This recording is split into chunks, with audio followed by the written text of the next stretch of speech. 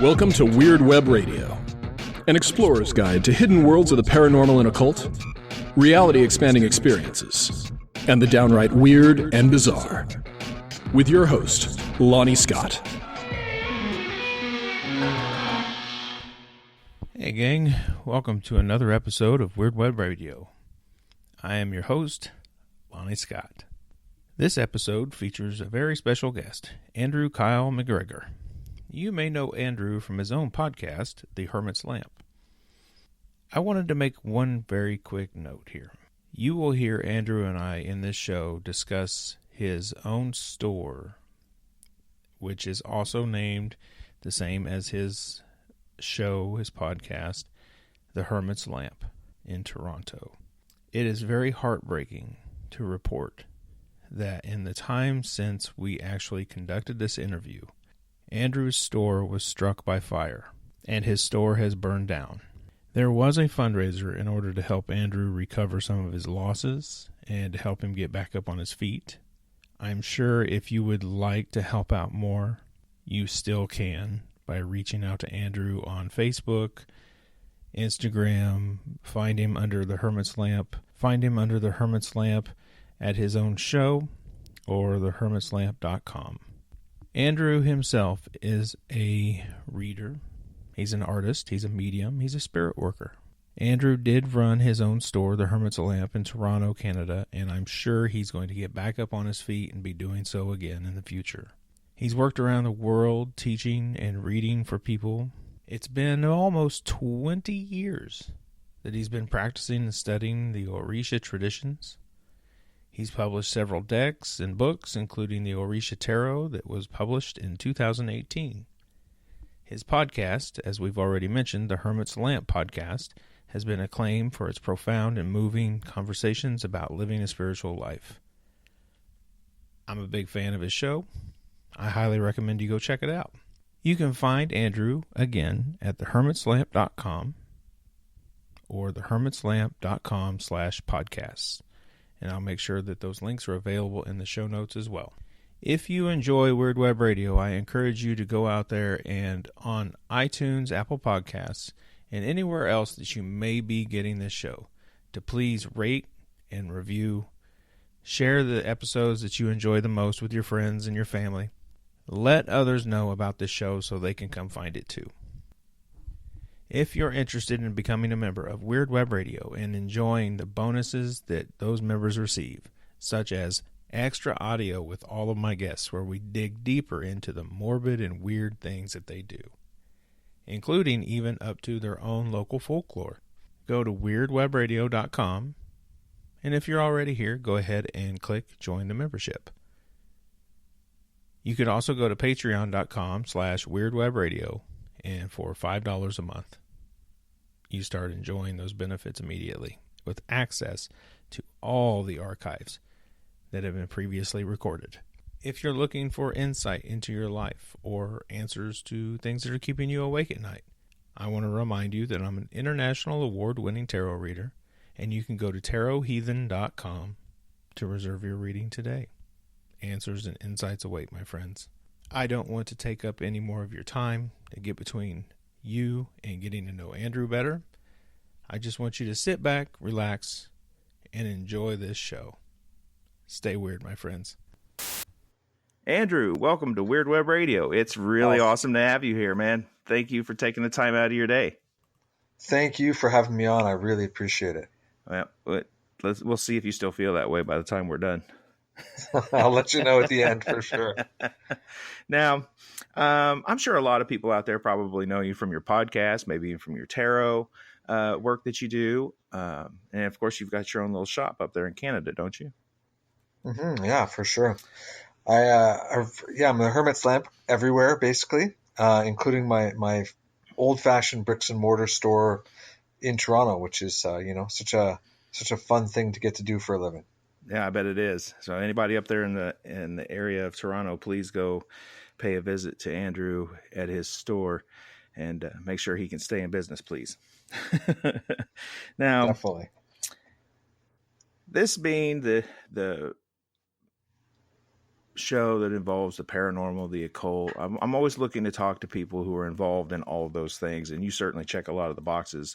But I want to go back, all the way back to when you knew that paganism or the occult, it was going to be a big part of your life. How did you find your way into all of this?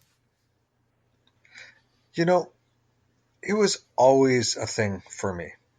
As a kid, I was really interested in magic, and you know, it was the 80s, so I was really into like ninjas and martial arts. And a friend of mine and I set up this space where we could go sit and meditate. You know, so like it's always been there.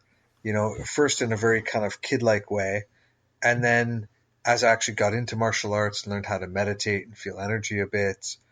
You know, by the time I was 12, I already knew what tarot was. I went to this occult book fair in Toronto and picked up Aleister Crowley's Magic in Theory and Practice and started trying to understand that. And a year later, when I was 13, I got my first tarot deck. You know, so for me, there was never really a moment where it wasn't present in some way. And then when I was 14, I was in the Dominican Republic, and I was driving a motor scooter, and I got hit by a dump truck and almost died. And then after that, it just accelerated everything that I was already doing. You know, I just suddenly needed to understand everything. And, you know, I started looking for spiritual people to corner them and ask them questions, and reading everything I could get my hands on. And, you know, many years later, it just continues in that vein. So. Why do you think the accident accelerated your desire to learn so much? You know, it's one of those things where I felt like, and I think lots of people said to me, well, stuff happens for a reason. And so my question was, well, what the hell is the reason? Like, this sucks. This is just horrible. What is the reason for this? Like, what's going on? How does this happen? What is, you know, what is destiny? Is there destiny? Does this make sense? You know? And I really was just kind of trying to find some kind of answers that could make sense of, you know, like I was hit by the truck, almost died. You know, I broke my femur in a few places. I couldn't walk for a year. Like I spent almost a month in hospital. You know, like it was a really serious and traumatic event. And it wasn't that I had like the white tunnel and the, you know, the vision of any of that stuff. I didn't have any of that. But I woke up just being like, why? Why did this happen? What's going on? Mm-hmm. You know, and it just pushed it further into that, you know, and I'd already been reading tarot for like a year and a half, and, you know, trying to practice ceremonial magic. But for anybody who's read Magic in Theory and Practice, you know how obtuse the book is, right? And that was my only reference, was that book. So, you know, but I was already doing a lot of stuff, especially for somebody that age. And it just made me think that there's got to be more. And if anybody knows what it is, it's going to be in these directions. Now, I got to get off topic just for a second here, because you brought up being a martial artist when you were young and getting into meditation. And that echoes so much of what I did when I was young as well, finding my way into meditation through martial arts and being a lifelong martial artist. I'm curious, what art do you practice and study? So back then I did karate. And then in my 20s, and through most of my 20s, I did karate, Japanese jiu-jitsu, and then I got into Korean hapkido and trained in that for about 5 years. And then I decided that I found what I needed, and I stopped. So I haven't really done martial arts in any formal way in, I don't know, over 10 years now, I guess. Yeah. Well, yeah. I hope you never need it, my friend. Well, you know, for me, it was one of those things where I was doing martial arts. I did it for a long time, and you know, I wanted to sort of figure out what was I made of when push came to shove, right? And you know, this was really before MMA and like those kinds of contests were a thing. So a friend of mine had a bar, and I got a job as a bouncer, and I worked there for 6 months. And you know, there was this one night where this monstrous human being, like 6'6", and just built like a tank, right? Needed to be tossed out, and I hit the button to call the rest of the team to come down to help me with this person, and they're like, "We're breaking up a fight in the front. You're on your own. Get him out." And I was just like, "All right, I guess this is it." And I just stood there and talked to him for a while, and eventually calmed him down and walked him out. And just this feeling happened though in the middle of it, which is like, this person can't hurt me. There's nothing that's going to happen here that I'm not going to be able to handle. And whether or not it's true, that complete groundedness and lack of fear in the face of that was the answer that I needed. And after that, I felt like I really just didn't need it as much anymore. So. Yeah, I've been in the bar business a long time myself, and I've been in plenty of those kinds of situations. And I Sure. found that the years of martial arts have given me this confidence that, I think of it this way. You hear people talk about glamour magic and becoming more attractive or seductive even, getting, I'm not even sure how I want to address it, just getting more attention and influencing others through the glamour of how you look, perhaps. Sure. I also think there's something to be said for what you were just talking about, as martial artists, and you get this experience of just having that physical conflict all the time and know what your body can do, that people will get that same vibe off of you, that like it's either going to be calming or intimidating or something else, that without much effort you can influence others through that sort of confidence as well. For sure. Yeah, I think it brings its own glamour for sure. Yeah, absolutely. Now, for you, what came first, ceremonial magic or tarot? Ceremonial magic. Ceremonial magic. I knew about tarot. I wanted a tarot deck, but back in like the mid 80s, they were hard to come by in small town Ontario. So I found some books at this book fair, and started reading those and trying to work with them. So yeah. Okay, and I know there was a lot of studying and practicing, and you have the accident that leads to even more, this passion to learn. Learning's one thing, doing's another. So what happened that made you certain that not only should you continue to pursue all of this, but it's real? I never thought it wasn't real. This is a thing that I only recently, maybe in the last year or two, realized that, because people often ask this kind of question, and people who come to see me, as a card reader or to study with, often ask this questions like, "Oh, how do I know it's real?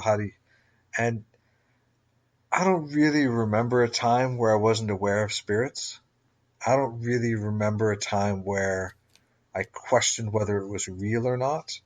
My questions around it were more mundane than that, really, right? I mean, they were twofold.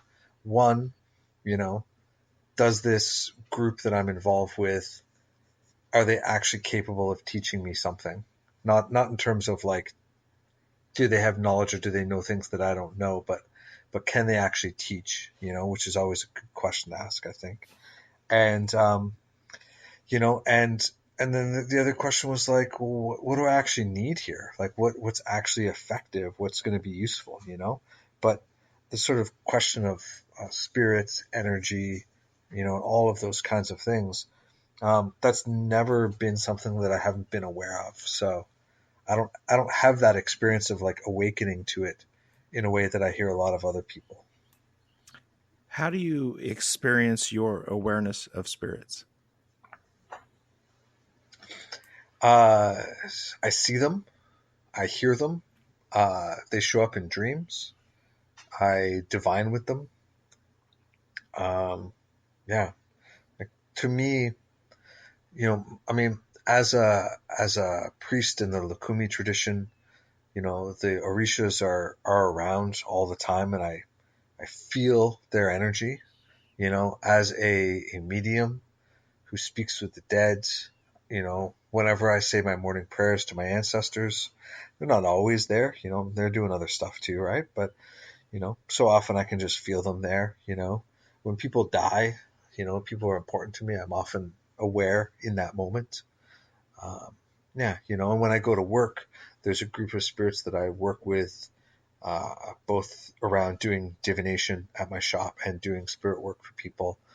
And, we carry on conversations not too dissimilarly to the way in which you and I are carrying on a conversation now when I'm settled and centered in that space. So.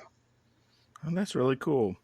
There's a lot that you just provided in that answer right there.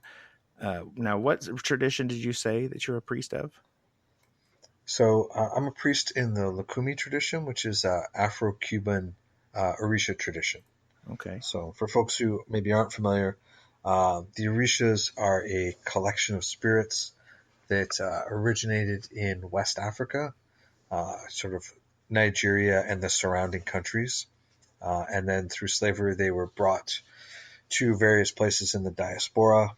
And, my particular lineage, which I'm initiated in, is a Cuban lineage. Now, how did you find your way into that tradition? It seems like it's not something that comes around every day in Toronto, Canada. Well, it definitely doesn't. And it definitely didn't, right? Right.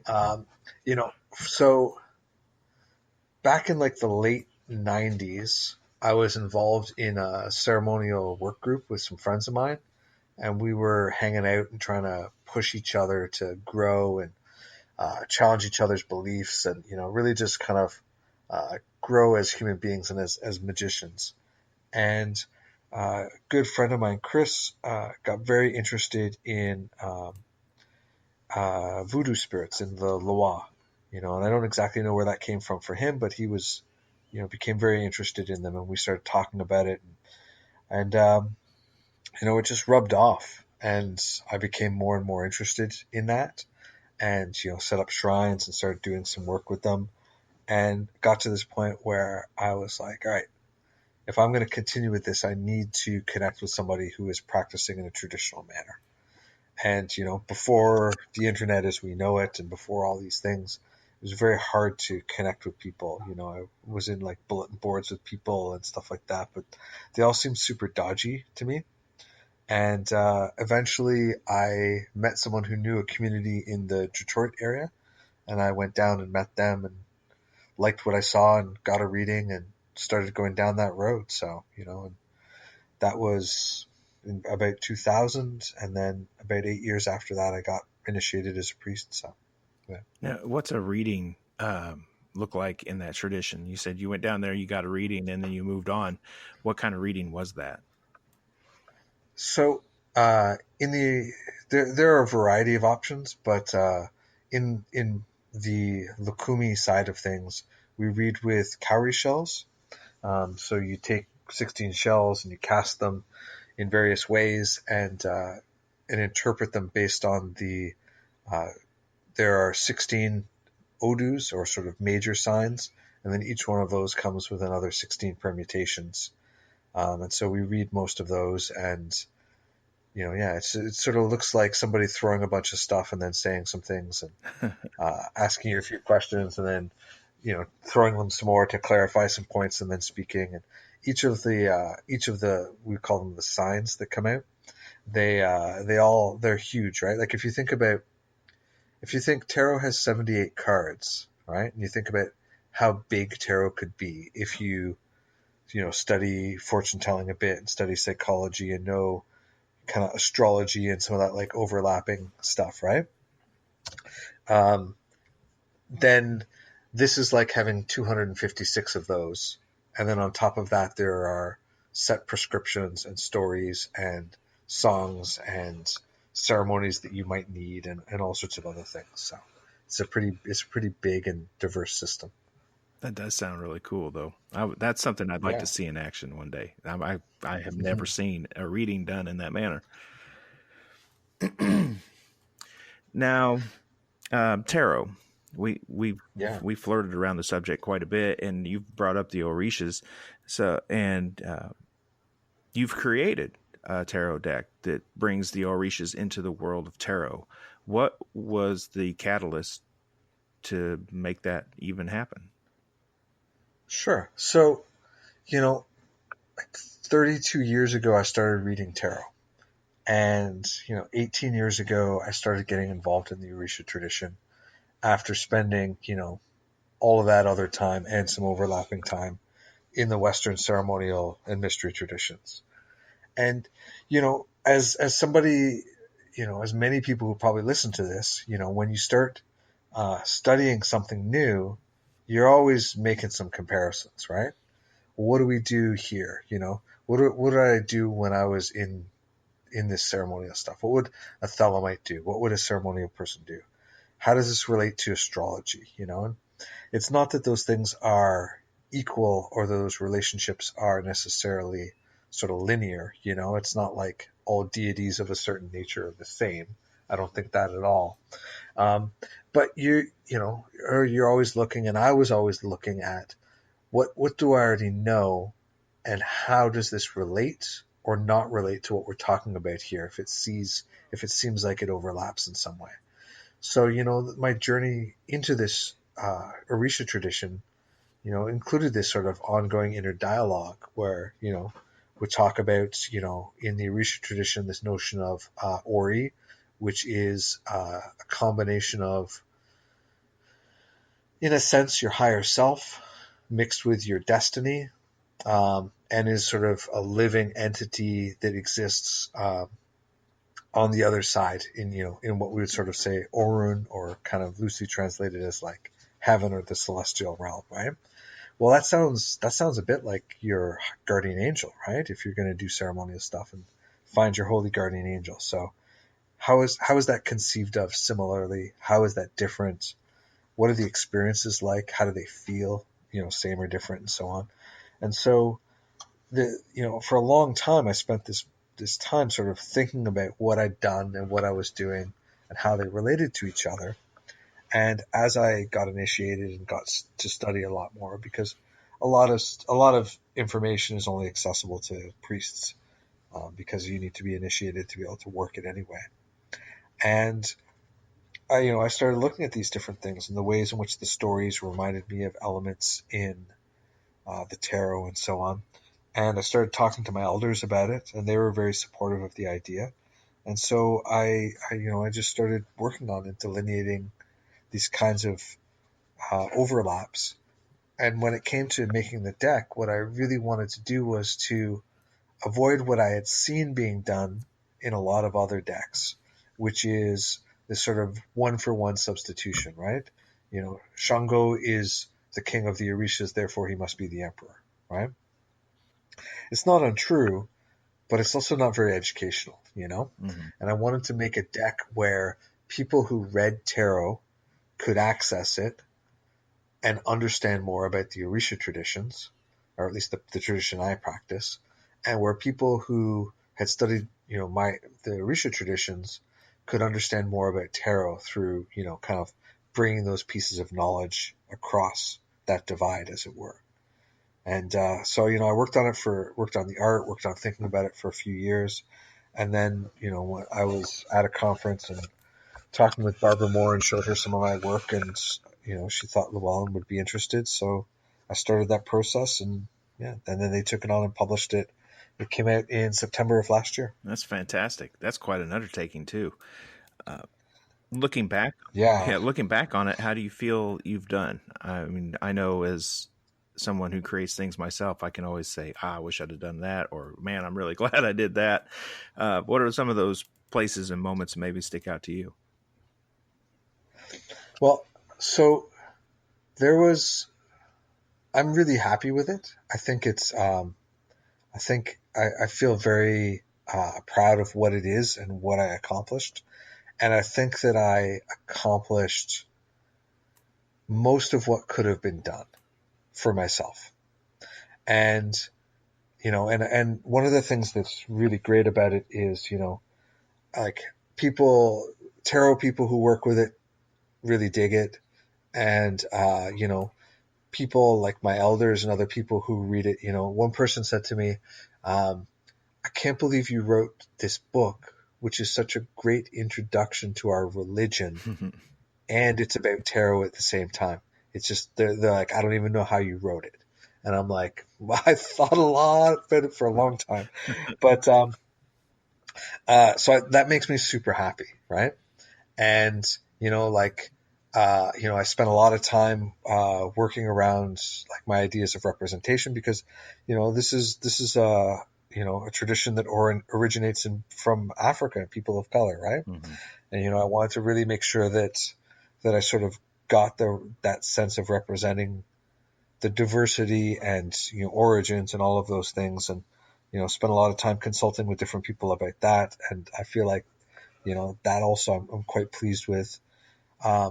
And there was a point about, I would say, a third to maybe half of the way through making the cards, where I was looking at my notes and looking at stuff, and there was these little pockets of possibility of like almost exponentially deeper symbolism and sort of really intense threading of that symbolism through all of the deck. And I just realized it wasn't possible. It wasn't possible on the timelines that I had. I would have to spend another, 2 years on top of the 2 years I spent making it, going through and delineating those and coding in deeper symbolism, like at essentially like a bead by bead on everybody's necklace and all that kind of thing. And I was just like, it just can't happen. I can't do it. And so I put that aside. And to be honest, I think that in the end, even though I'm a little disappointed that couldn't happen, I think it's actually a better deck for not having it, because people are already intimidated by symbolism in any new system, right? It's one of the things with like the Thoth deck where people are just like, there's so much going on, I don't know what it all means. There's a lot of resistance to that kind of level of detail. And I think that this deck already pushes the envelope so much for so many people that it might have made it completely inaccessible if I had tried to put that in and then had to write, basically almost another half again of content to try and make that clear. And it feels like it might have been too much, even though I feel a little bit like it's maybe the thing I failed on. So, well, here's what you do.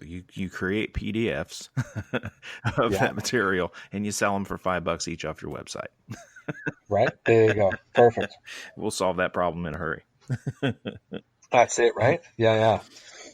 Here's a second level of options around this deck. Yeah, could happen, right? Hey. Or we'll just do a second edition at some point, right? Yeah, I laugh and find myself humorous sometimes, but I'm quite serious. You should never miss an opportunity to add on top of the work that you're doing. I think one of the perfect examples out there is Benabelle Wynn. You go to her website, and she's always working. She's always creating.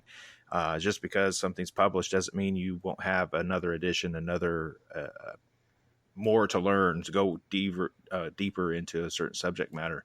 And you're definitely qualified to offer all those to people. So let me be the guy that's poking you into work.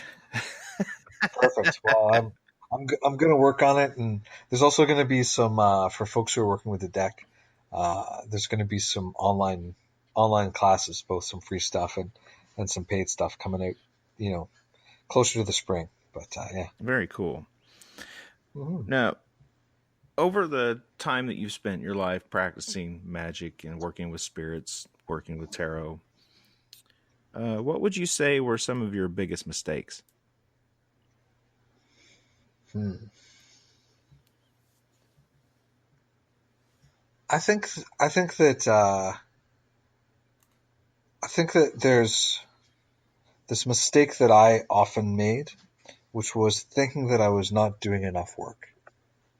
And, I remember talking to my partner at the time about, the amount of work that I was doing and feeling like I wasn't accomplishing enough. And they just started to laugh at me. And I was very earnest and I was very upset about it. And they just started to laugh at me kind of. And I was like, what's going on? Why are you laughing at me? Like this is a thing. This is this is what I really feel. Right. And they're like, okay, wait. Sorry.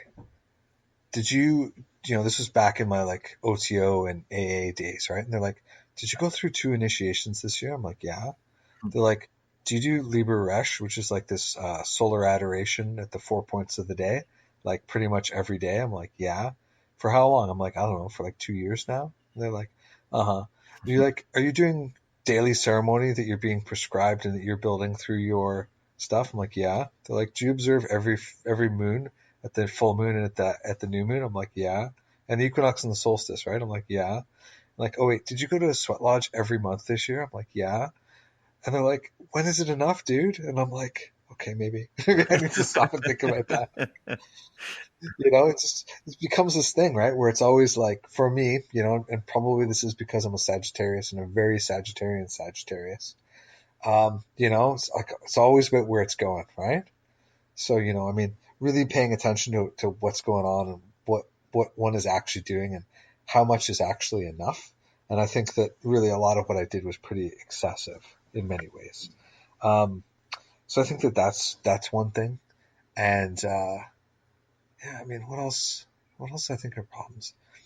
I think that there's this notion that like folks have the answers, right? I've had a variety of teachers over the years, in initiatory and otherwise. And, my elder in the Orisha tradition, I think puts it best, he's like, goes, don't put me on a pedestal. I'm a human being. I'm just like everybody else. Yeah, I might have a lot of experience in this, right? And I may have the answers in this tradition, but that doesn't mean I have the answers about life or about everything else, or that I don't have my flaws, and I think so many, definitely in the ceremonial side. And also, I've seen it for sure in the pagan communities that I've been around, but not been super directly involved in. They think their teachers got everything figured out. And it's just like, no, unlikely. You know what I mean? Like really, really unlikely. They might have a lot figured out if you're lucky, but they might also just be really good at magic or ritual and not have anything figured out.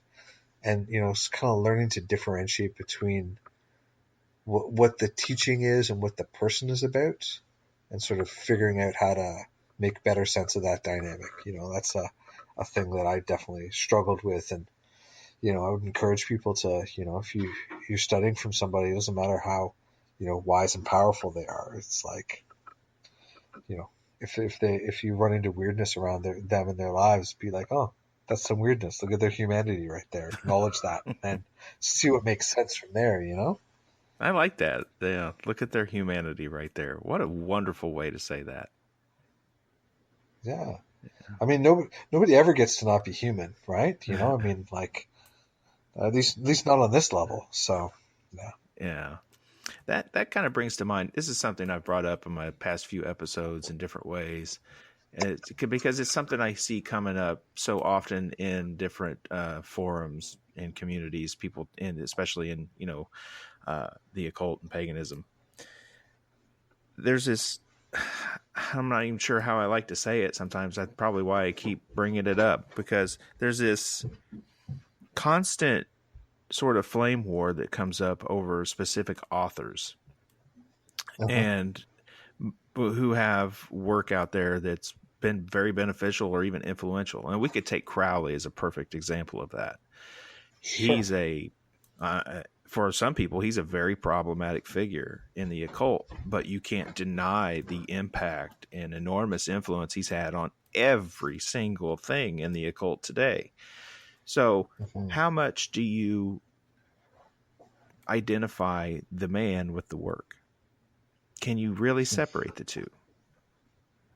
So I would like to rephrase what you said to start the conversation on a different note, if that's cool. That's perfect. I think that for everybody, Crowley is a really difficult human being.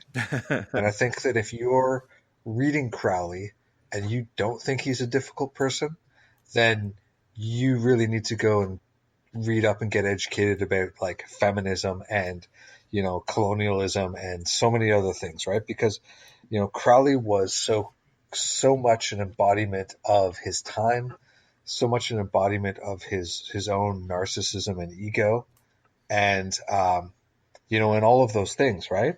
And I think that I don't believe that there can be or should be a denial or an avoidance of any of those things. I started studying him when I was really young, and also, living in a small town back in the 80s, like living with working class parents, I saw that I was already aware of some of the things that were problematic in his time, in his work, and they only became more evidence over time for me. And I think that you're right that his stuff is beneficial and influential and all of these things. Oh, sorry, hold on for 1 second. Sure. I'm just saying for that. I'm Okay. waiting for the whatever 2:45. Perfect. Okay, cool. Thanks, dude.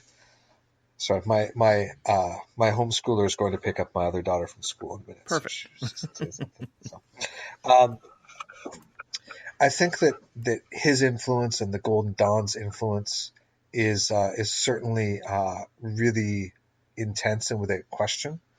And I think that if you want to be a student of Western mystery traditions and study and be involved in any of those groups, then it really certainly does behoove us to read that material and be critical of it and be critical of them as a person.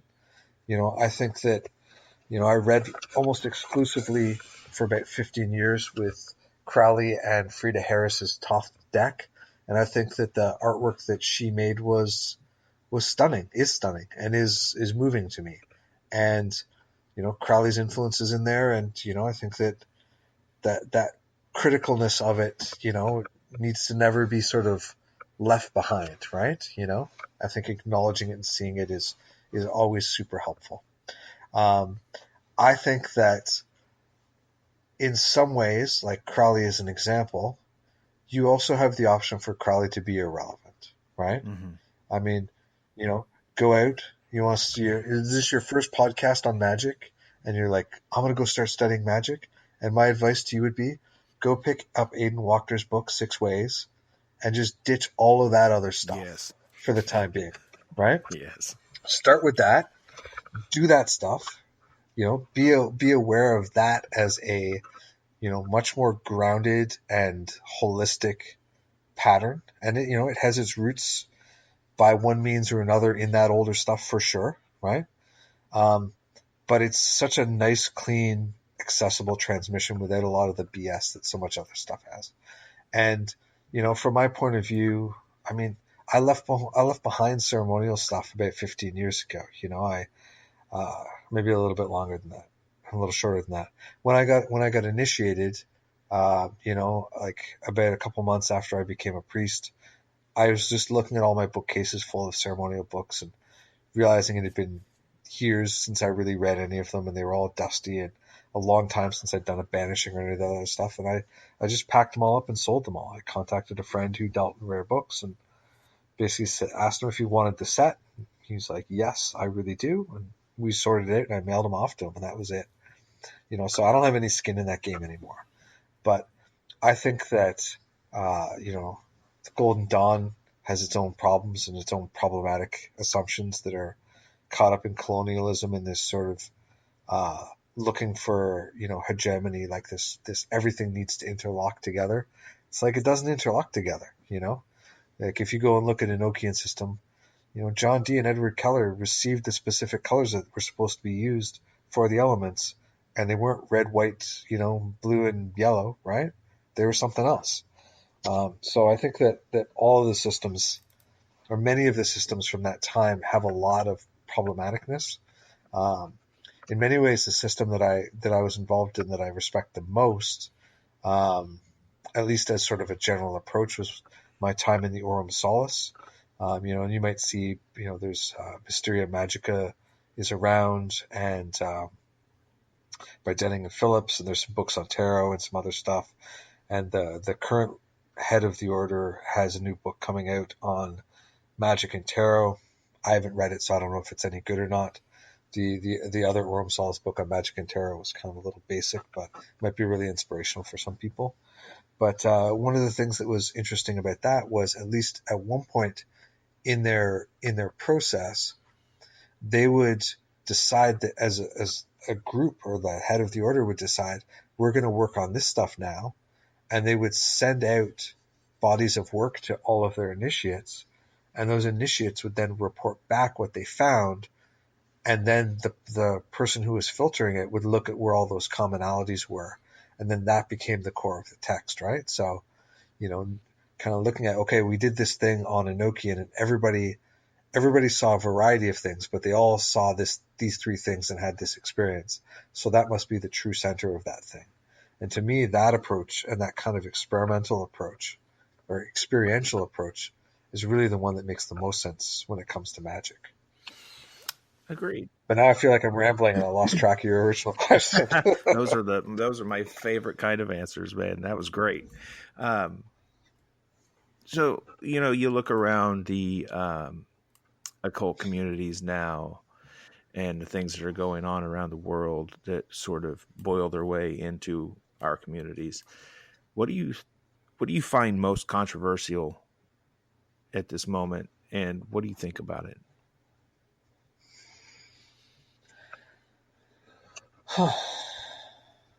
Well, I mean, on the one hand, I'm not actually very engaged in a lot of the community stuff anymore. I'm not really in any Facebook groups or, these kinds of things. I kind of felt the need to sort of just focus on my own work more and more. But I think that there are things that, I don't know about controversial. Maybe they're controversial. But certainly there are things where I look at them and I don't really understand what's going on.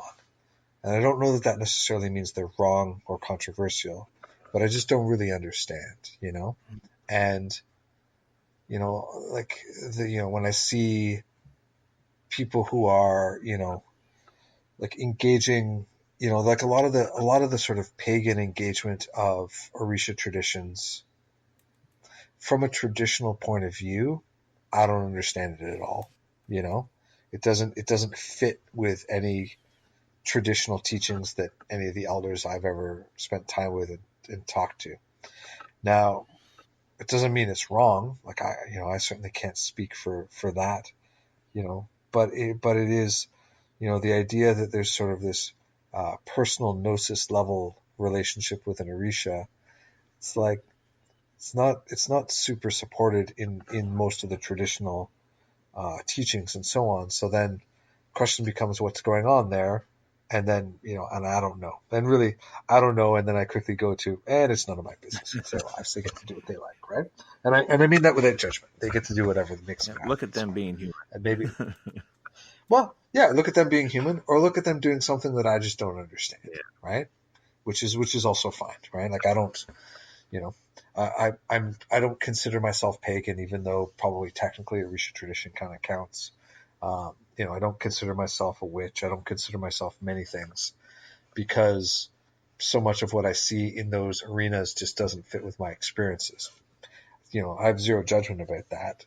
It doesn't matter to me at all. It's just, I just don't understand it. So now, if someone wanted to get involved in your tradition, they want to learn more about it, or maybe that's that pagan who, realizes they're probably not doing it right in whatever way. Mm-hmm. What advice do you give them?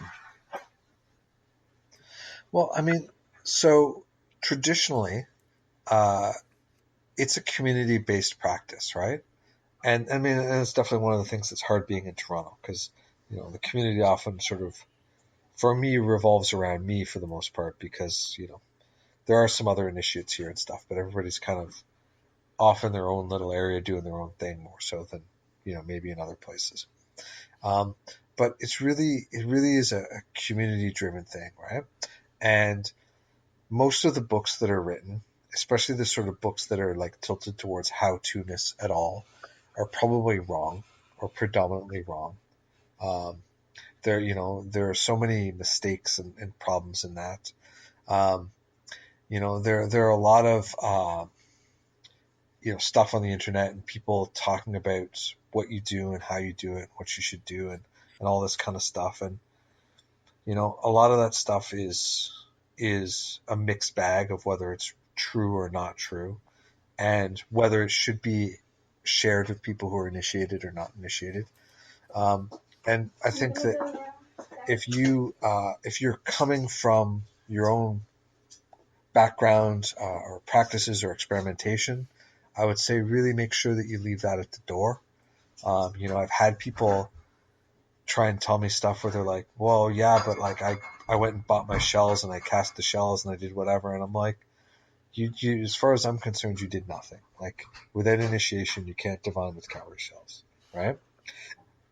But people then, they're attached to their stuff around that. So be aware of that, right?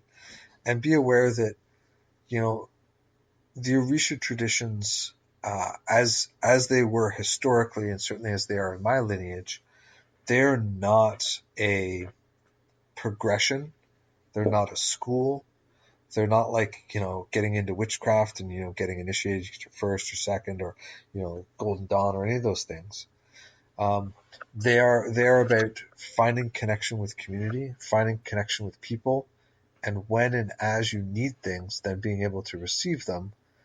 And also maybe you never need anything. I remember talking to one person who was I was spending some time with and sort of helping out with some stuff, and gave them a bunch of advice from a reading and so on, and like, okay, but when do I need to receive this? And I was like, I don't think you do. Like maybe sometime, but and they couldn't understand. I'm like, okay, let's put it this way: are you really sick? And they're like, nope. Are you like broken? Your life is falling apart? Like, nope. Are you like losing your mind and falling apart internally? Like, nope. I'm like, so then what do you need a massive dose of medicine for? You don't. Your life is okay. You've got the challenges that we all have. And these are the offerings and other things that will help that. But so that's part of it. And I think that the other thing is, so like, don't be in a hurry and really get to know people, right? Because often people show up and they start, telling me after the first conversation what they want to receive or this or that or whatever. And it's like, think of it more as making friends with people than it is about kind of getting somebody to work for you or do stuff for you, because it just doesn't really work that way, or it shouldn't work that way. And if somebody is willing to work with you that way, then you should be suspect, because probably they're going to start asking you for lots and lots of money for things that you maybe don't need, Yeah, all very good advice. I think all too often, especially with living traditions, things that don't have those unbroken lineages the way we find in paganism, people forget sometimes that there are a lot of people out there. There are communities who are practicing these things, and it is better to go and seek genuine help.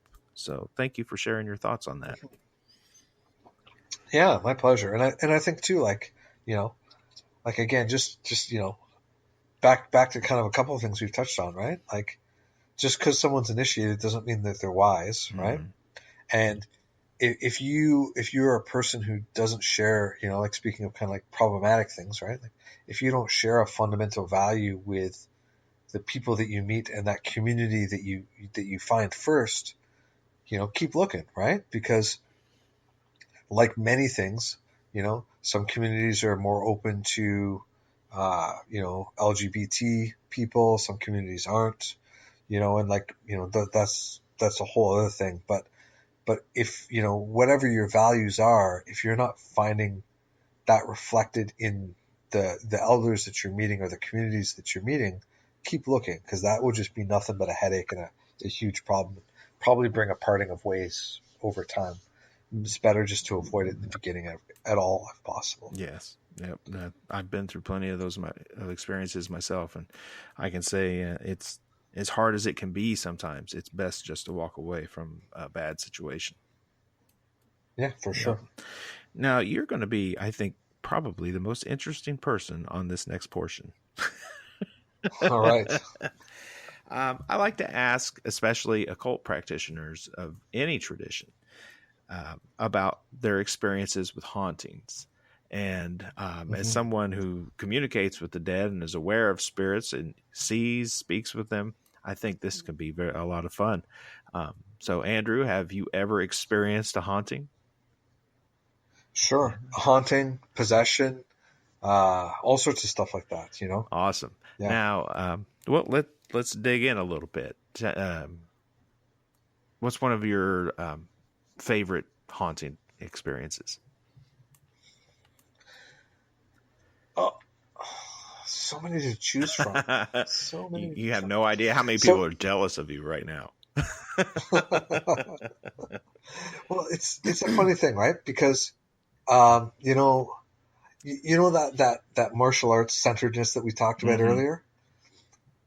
I feel that way about hauntings. I'm kind of just like, yeah, whatever. You're gonna leave. It's like this is a question of like, are you gonna make it easy or are you gonna make it hard? What's your choice here, spirit? Yeah. Right?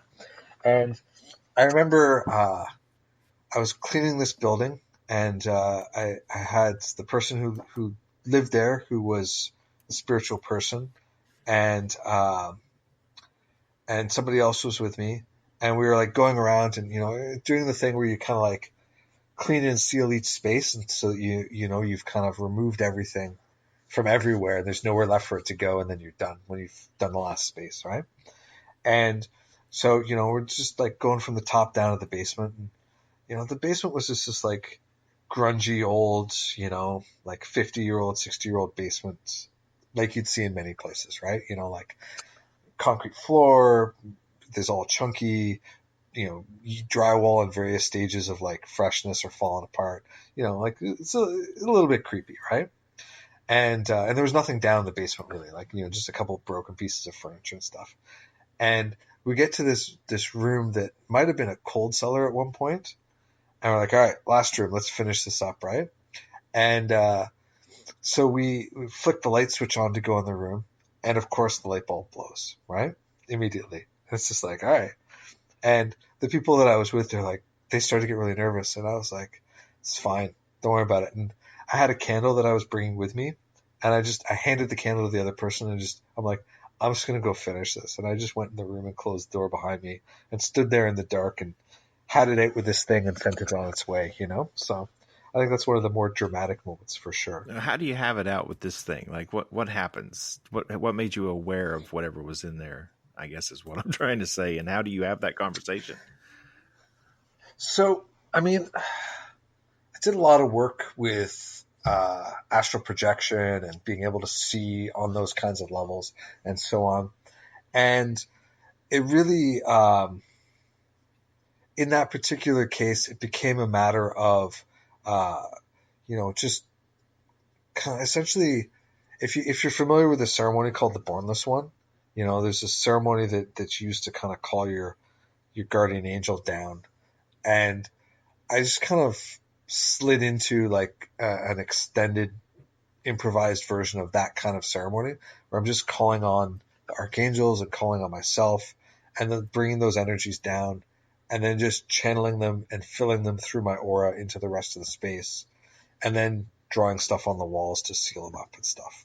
And, that particular entity, I could see it, and I could see it sort of trying different things to try and pretend like it was gone.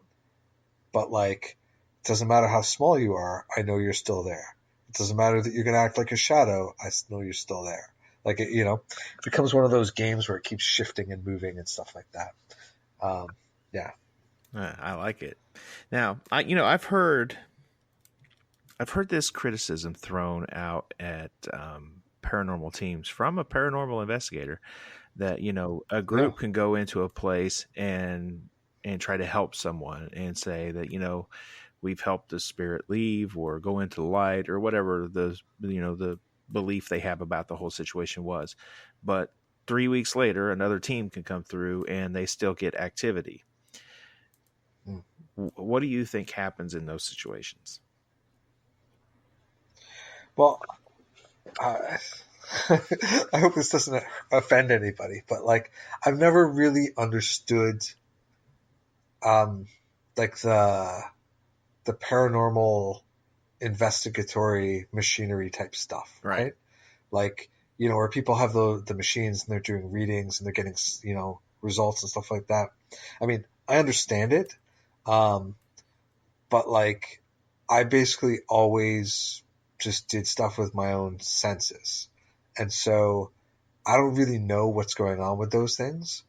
But I think that in terms of like actually clearing spaces and something then returning later, I think that there's a couple things that happen often. One is people aren't necessarily fully thorough, right? It's if you're not, it's like washing your hands, right? You wash your hands, when you're leaving the bathroom, it's fine. You wash your hands before you have surgery, the demand is much higher, and if you miss a spot, there's maybe something can grow back or cause problems. So it might be a matter of experience and sort of depth of removal. I also think that we need to understand why there's a thing there in the first place, right? Like what is it that is there? What is its nature? Why is it there? And what does it want, or what has power over it to make it leave? And, so especially because a lot of my work around this kind of stuff came out of the ceremonial stuff and out of like the kind of more goetic approach to working with things.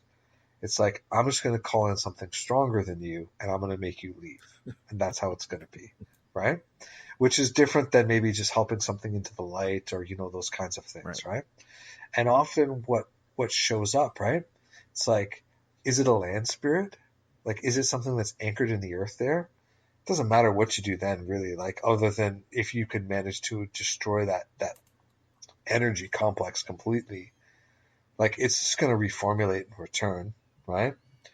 What did you do in the space that created a boundary, and how enduring is that, right? Did you just push it out into the backyard and it's been, waiting for the, the go away evil spray to wear off the walls, as it were, right? Like that, these things have limits, Yeah. right? Like all those kinds of products and sage and incense and all that kind of stuff. Those all have like time limits, or even like your vanishing, it has a time limit, right? If you're really good at it, it's a while, but even then it's not forever, right?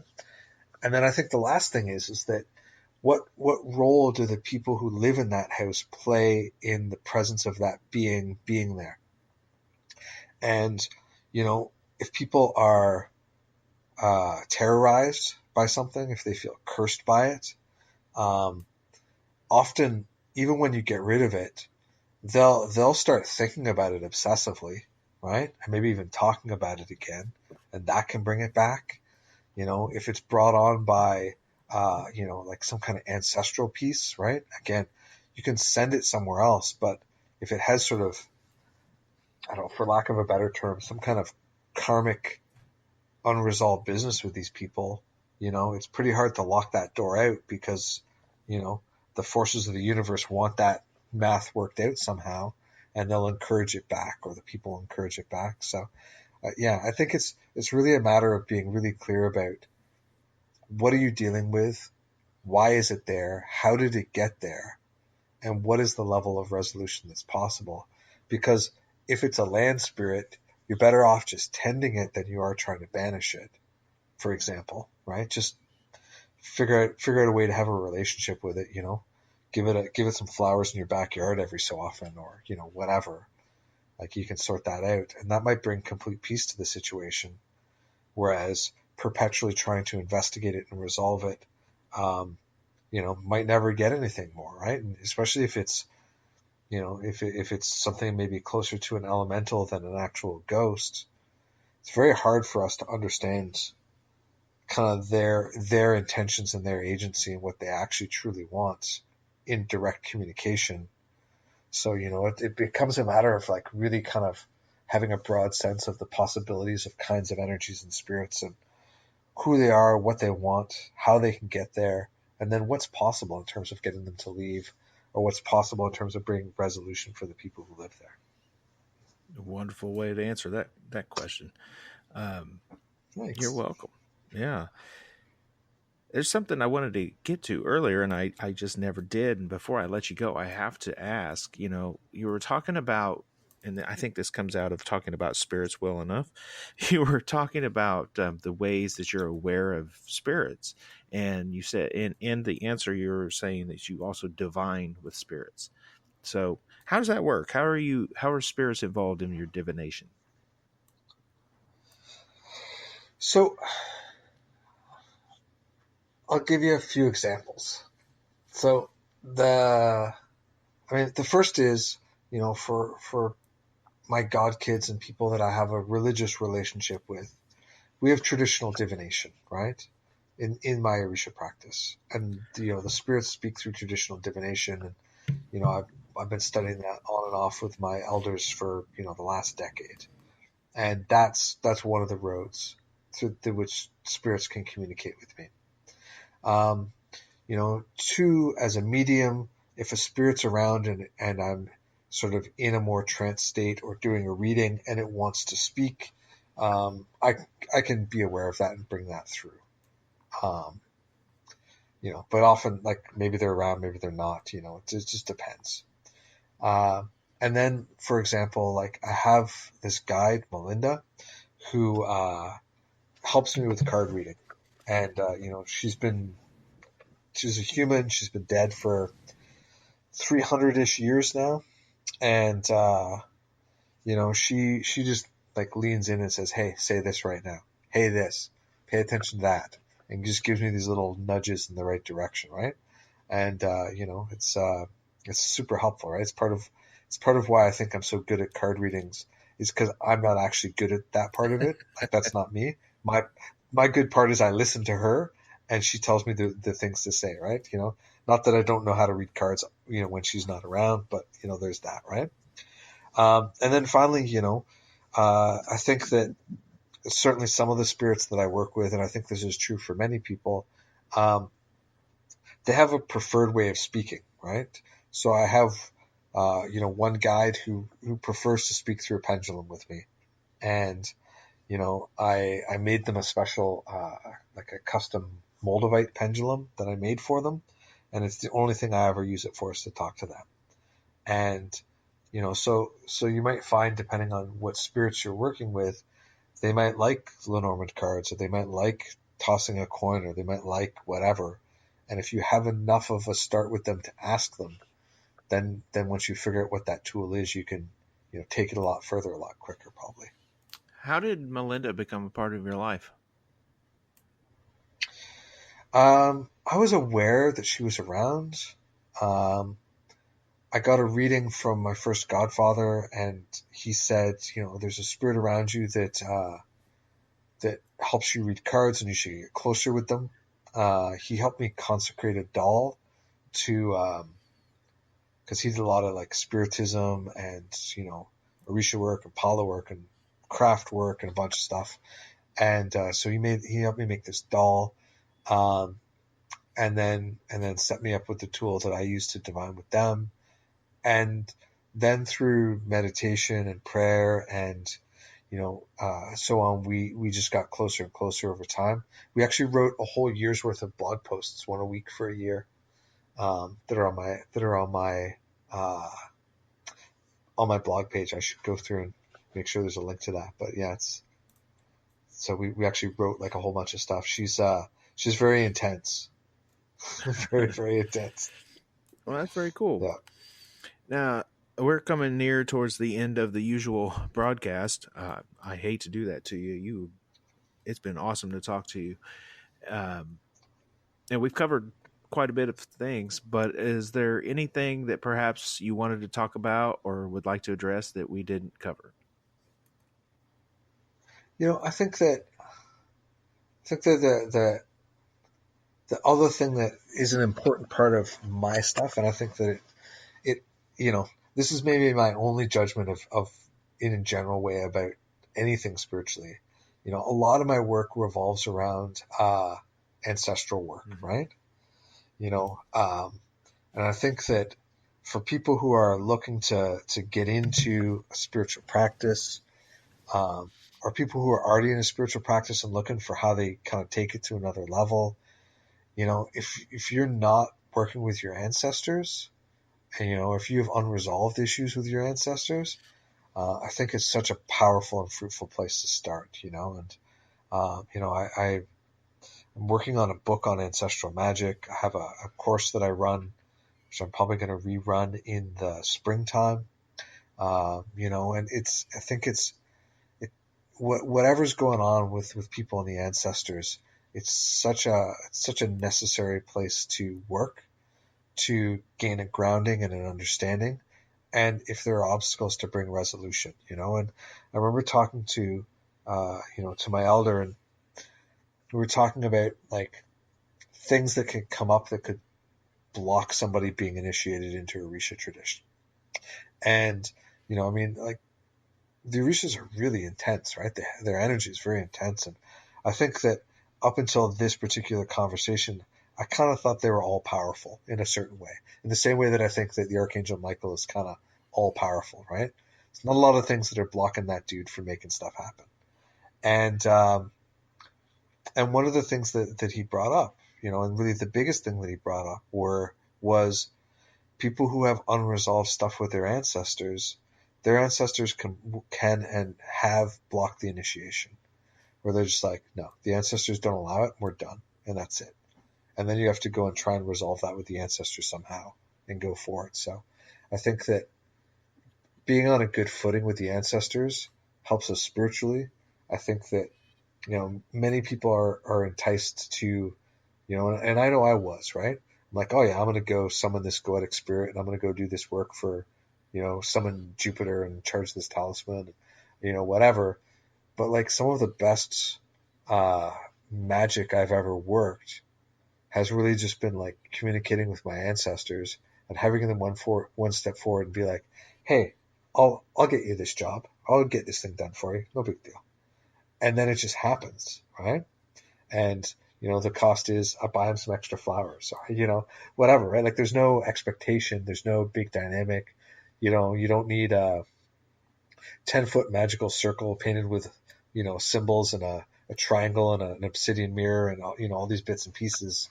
You just sit down with a candle and a glass of water or whatever. And, that can be equally as powerful. So I think that that's a place where I'd really encourage people to explore and to look at, and, look at what's going on there. And even if you hate your ancestors, they're probably still influencing you, and resolving that, if possible, is probably going to liberate so much energy and power and bring so much possibility for you. Now, I like that you bring up, even if you hate your ancestors, ancestral work is also a very important part of my practice.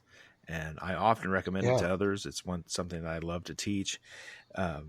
And I will inevitably, I'll run into someone that says, my ancestors are all assholes. They were drunks. They were abusive. They were terrible people. Why would I want to honor them? So how do you convince somebody like that to actually get involved? Well, I think that the idea of honoring them is wrong in that regard, right? I mean, I think that if all of your known ancestors were jerks, okay, then you probably need a bunch of ancestral healing, right? And they probably need a bunch of elevation and light, right? And so it doesn't mean that you should call, your abuser or, some horrible person, or that person who abandoned you or whatever that you had this horrible history with, if they're dead now. You don't need to call them and talk to them, right?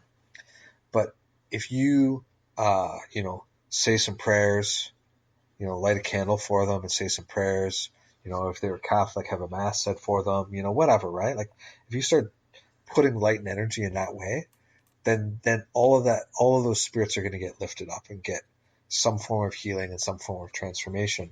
And that's going to trickle down to you and what you might need to do for yourself, for your own healing from that, difficult ancestral journey. That's going to start to maybe become more apparent, right? And, we don't need to go far back in probably anybody's history before there was some colossal tragedy or huge violence or, whatever, right? Like the last 150 years have been horrendous and, and for everybody in some corner of their family probably, right? So all that stuff's everywhere. And so we're all touched by it at some level. And so if we start with the idea that we're not putting them up on a pedestal and saying, oh, look how great they are, they're the best people ever, but instead we're thinking, you know what, I'm going to pray and I'm going to help them evolve, and I'm going to help this pattern, this series of patterns, come to an end. My friend Carrie Paris and I do a lot of ancestral casting work with charms and healing and intergenerational healing stuff. And, it's like, kind of starting with the question, like, what if I decided all that historical stuff is going to end with my generation, right? Then that moves us into such a different headspace. We're not working them to make them seem like saints. We're not pretending that they weren't flawed and difficult. We're just saying, you know what, that's enough of this story. How do I send a different story going forward into the future? To me, that's what a lot of that ancestral work starts with, and then it can move into other things. Or if your more recent ancestors were not as problematic, it can move into other things sooner maybe. But that's the work that needs to happen, and that's the stuff that I think it's as good or better than therapy sometimes. So. Yep. No, you're right. I can't help but agree with you on that. I wrote one of my own techniques to do exactly all of that, and it's published. And we published that in the El Has a Blaze Fellowship anthology. So I can't stress how important that ancestral healing can be for people. For sure. All right, man. That was great. Thank you for bringing that up. That's a topic I think is very important, and I'm glad that everyone got to hear your thoughts on ancestors. Where can people find you? So I am the Hermit's Lamp pretty much everywhere. As mentioned at the beginning, I have a physical store in Toronto, but we have an online store at thehermitslamp.com, and we ship stuff everywhere. So if there's stuff you're looking for, magical supplies or decks or whatever, we've got all that kind of goods, and we'll pop it in a box and mail it off to you. And I'm on Instagram. And my podcast, which is The Hermit's Lamp, is in pretty much everywhere podcasts live these days. So if you just search for that, you should find us. Coming to Spotify hopefully soon. So that's great. Yeah, I highly recommend all those things, especially the podcast. I'm a big fan. Thank you very much for. I know personally how much work goes into putting into these podcasts. So thank you for putting in the work to put out those shows. It's fantastic. Oh, thank you. Yeah, I'm excited. We're going to hit 100 episodes sometime before the summer, I think. So that's very exciting. Yes, definitely celebrate that. All right, Andrew. Thank you again for being here. And as everyone should know by now, we're going to be hitting up the little bit deeper, a little bit weirder questions over on Patreon. So if you want to check that out, you're going to have to go to patreon.com/weirdwebradio or go to weirdwebradio.com and click join the membership to tune in and hear the rest. As for everyone who's been here listening, thank you again for being here. Thank you to Andrew for being a guest on the show. Thank you. Stay weird out there. Yes. Stay weird out there, my friends. Okay, gang, that's a wrap on this episode of Weird Web Radio. Once again, thank you all for listening. Now, it's time for you to go join the official Weird Web Radio membership. Go to patreon.com/weirdwebradio and you can choose your rewards and become a member today. Enjoy all the exclusive benefits, inside information, and plenty of bonus audio with each guest. Now, you can find the show at weirdwebradio.com and weirdwebradio.libsyn.com. The show is listed on Facebook and Twitter as Weird Web Radio, and you can find me on Instagram as just Lonnie_Scott. Please remember to rate and comment and share the shows that you like, and it helps others find us in all the search results. Shoot me an email if you want to be a guest on the show, or if you know someone that would be a great guest in upcoming episodes. You can send that to weirdwebradio@gmail.com. Seek the mysteries and delights in life, my friends. As always, stay weird out there.